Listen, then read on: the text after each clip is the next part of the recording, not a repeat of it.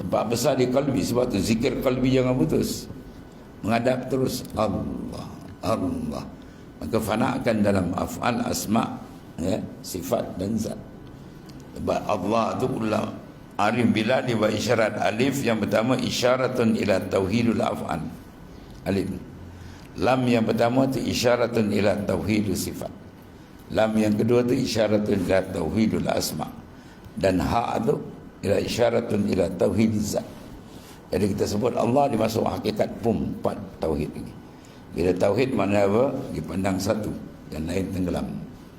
Sebab selagi tak tenggelam makhluk, itu nampak makhluk besar, makhluk hebat, terikat lagi kalbi, berat lagi tu lah.